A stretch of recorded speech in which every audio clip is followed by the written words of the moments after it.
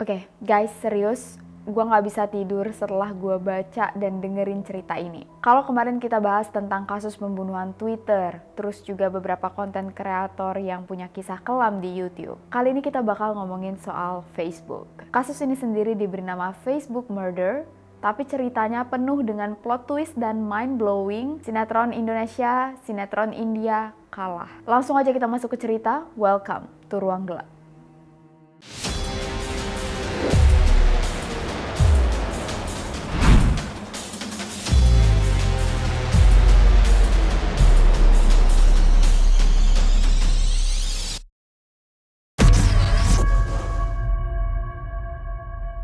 Pada tahun 2005, Janelle Potter dan kedua orang tuanya pindah ke kota Mountain City di Tennessee, dan waktu itu Janelle berumur 24 tahun. Sejak kecil, Janelle punya banyak masalah kesehatan. Salah satunya dia sudah menderita penyakit diabetes tipe 1 dari awal, dan dia punya IQ yang lebih rendah daripada orang normal pada umumnya. Makanya meskipun Janelle sudah berumur 24 tahun, tingkahnya masih kayak anak kecil, kalau ngomong juga kayak anak kecil, kayak suara yang dibuat-buat gitu loh guys. Gimana ya, mungkin kayak gitu-gitulah. Kayak anak kecil. Maaf ya kalau kalian jijik dengan impersonate gue tadi. Impersonate.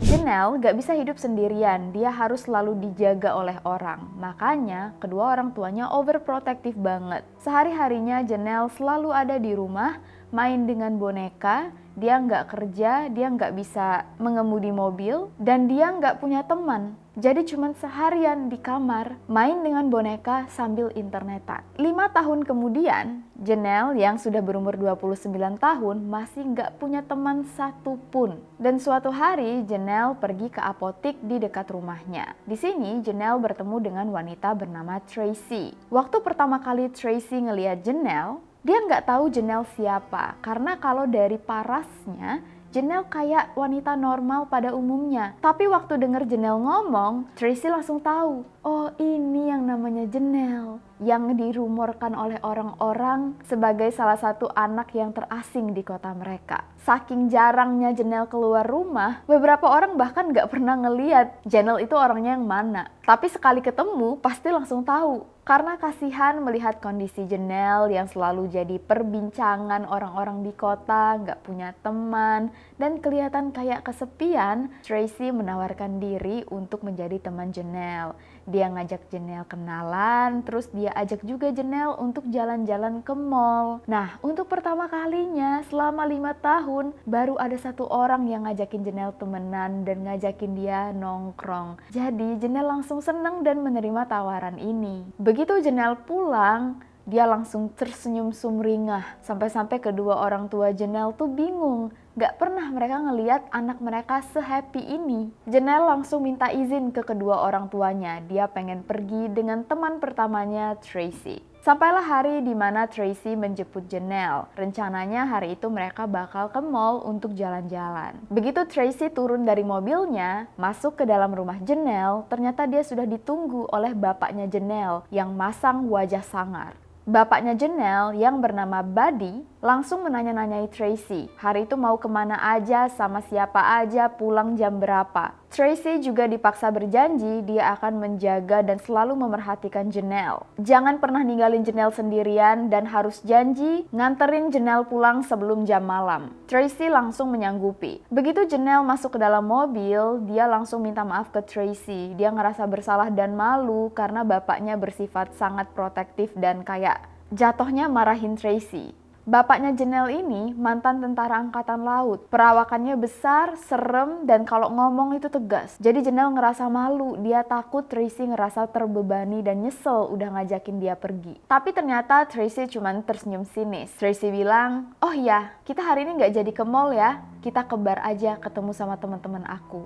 Janelle langsung deg-degan. Wah, gimana ini? Dia minta izinnya pergi ke mall, bukan ke bar. Dan kalau orang tuanya tahu Tracy ngajakin dia ke bar, Janelle pasti kena marah habis-habisan. apalagi nongkrong dengan orang yang tak dikenal. Janelle sebenarnya pengen puter balik, minta dianterin pulang. Tapi di satu sisi, Janelle ngerasa ini adalah satu-satunya kesempatan untuk akhirnya bisa punya teman. Bayangin 5 tahun sendirian di dalam rumah gak punya teman ngobrol satupun. Kesepian banget gak sih? Jadi Janelle diem aja sambil berharap semoga gak ada kejadian aneh yang terjadi. Begitu sampai di bar, Tracy langsung memperkenalkan Janelle dengan beberapa teman nongkrongnya. Sebenarnya ada cukup banyak orang, tapi yang paling menarik perhatian Janelle adalah seorang pria dengan rambut blond atau rambut pirang yang bernama Billy.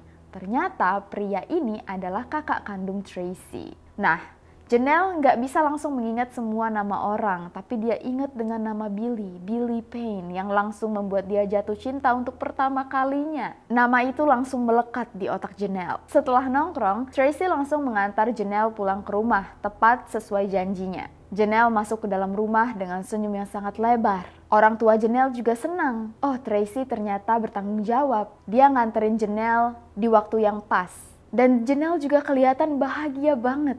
Begitu masuk kamar, Janelle langsung buka komputernya dan langsung login Facebook. Di situ dia langsung add satu persatu teman yang tadi pergi nongkrong dengan dia, termasuk Billy Payne. Tentu aja Billy duluan yang dia add. Di situ langsung dia scroll Facebooknya Billy, dia lihat foto-fotonya, status-statusnya, dan di situ Janelle langsung menghayal. Suatu hari nama dia akan tertulis di status Billy sebagai pacarnya.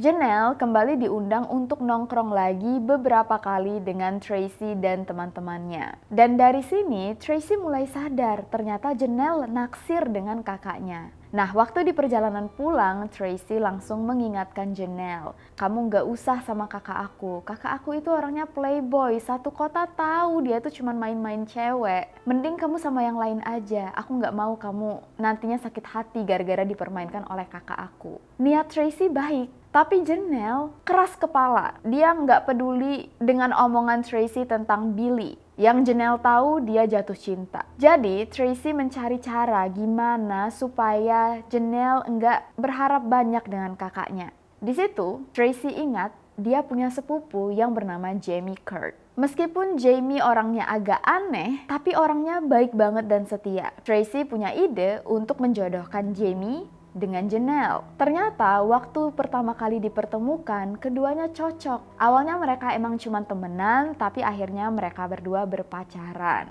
Meskipun semua orang tahu kalau Janelle dan Jamie berpacaran, kedua orang tua Janelle enggak tahu sama sekali kalau anak mereka pacaran. Hal ini karena Janelle yakin kalau kedua orang tuanya tahu dia pacaran dengan seseorang, orang tuanya pasti bakal marah. Makanya hubungan Janelle dan Jamie dirahasiakan. Jamie sering datang ke rumah Janelle, pura-puranya benerin komputer. Padahal kalau kedua orang tua Janelle lagi nggak ngeliat atau lagi nggak di dalam ruangan yang sama, Jamie dan Janelle pasti pacaran. Karena Janelle nggak punya HP, kedua orang tuanya nggak ngebolehin Janelle punya HP. Jadi Jamie membelikan HP untuk Janelle, diam-diam, supaya mereka bisa teleponan setiap hari. Dan setiap malam sebelum tidur, Janelle selalu teleponan dengan Jamie. Tapi di dalam mimpi Janelle, yang ada hanyalah wajah Billy. Suatu hari, waktu lagi nongkrong, tiba-tiba ada cewek baru yang ikut nongkrong dengan mereka. Janelle bingung.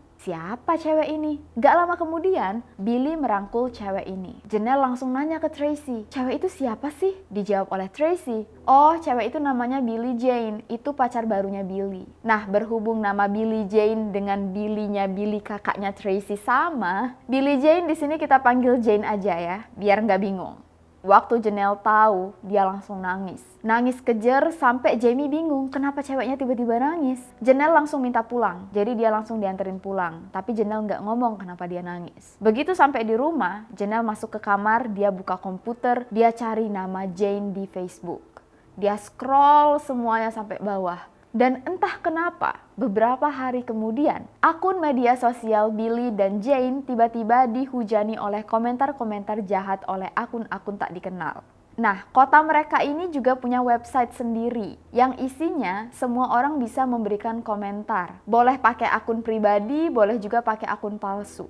Nah, ada satu akun yang hobi banget ngejelek-jelekin Jane. Mulai dari menyebarkan rumor Jane wanita nggak bener, Jane orang jahat. Tapi di saat yang bersamaan, akun ini selalu memuji-muji Janelle. Janelle orangnya baik, Janelle orangnya inilah itulah. Jadi wajar kalau Jane dan Billy percaya orang di belakang akun ini adalah Janelle sendiri. Billy marah, dia nggak terima ceweknya dituduh hal-hal yang nggak bener. Jadi ketiga orang ini bertengkar hebat. Tapi di sosial media, Facebook Janelle juga mulai dipenuhi dengan komentar-komentar jahat dari Billy dan Jane. Sebenarnya Billy dan Jane cuman pengen Janelle berhenti mengganggu hidup mereka. Tapi di dalam pikiran Janelle, yang jahat adalah Billy dan Jane. Sampai suatu hari, Janelle mendengar kabar bahwa Jane dan Billy resmi bertunangan. Janelle kebakaran jenggot, dia patah hati, cemburu setengah mati.